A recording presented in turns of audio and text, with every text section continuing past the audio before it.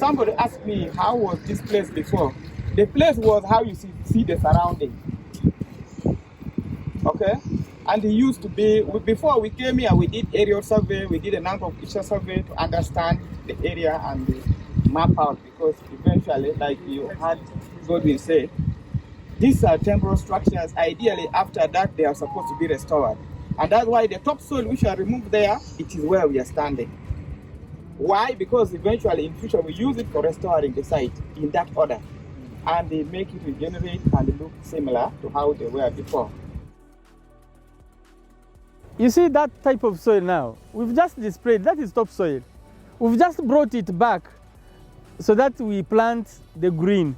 It is only the tarmac area that will remain tarmac, but the rest shall be greened accordingly. The best way was to plant a specific grass. Of course, after installing these drainage systems, we shall have to cover, except the drainage systems that control the water from the runway.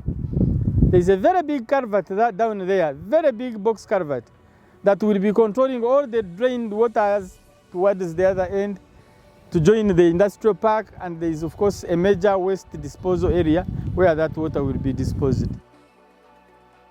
And this is an example of a restored site where the vegetation has come back. Kasamene 2 was drilled in 2010 to a depth of about 866 meters.